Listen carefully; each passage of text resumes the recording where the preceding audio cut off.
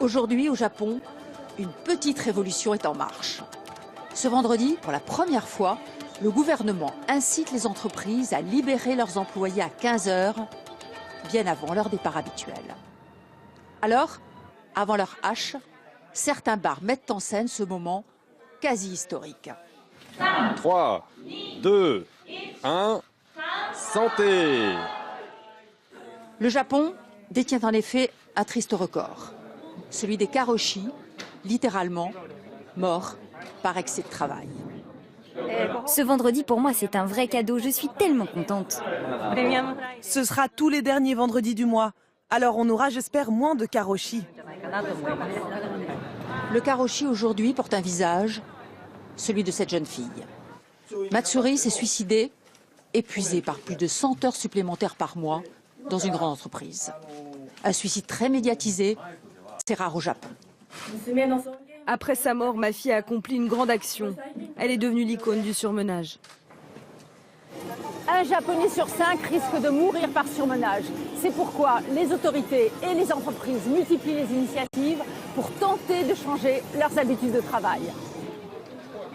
Dans les entreprises japonaises, les heures passées au bureau comptent souvent davantage que les performances.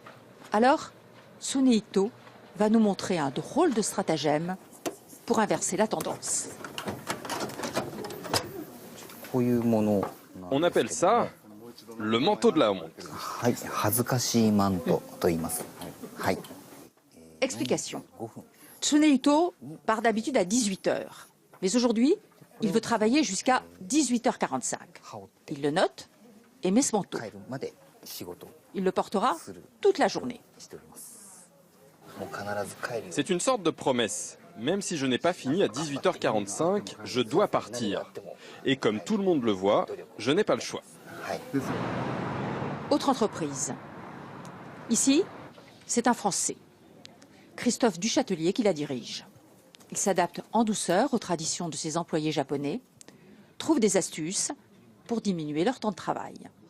Un employé, si son chef ne part pas, il va rester au travail. J'ai pris la décision de partir quasiment le premier du bureau, le soir quand je suis au Japon, pour montrer l'exemple et donner le signal que les gens peuvent rentrer chez eux.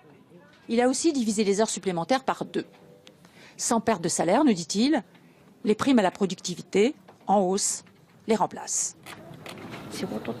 Avec ce système, la productivité et la vie privée vont enfin ensemble. Mais pour la très grande majorité des Japonais, le temps de travail, théoriquement de 40 heures par semaine, dépasse souvent les 50 et même 60 heures. De plus, beaucoup n'osent pas prendre de vacances. À Tokyo, des tours demeurent allumées toute la nuit. La culture du surmenage n'est pas près de s'éteindre. À l'étranger, toujours.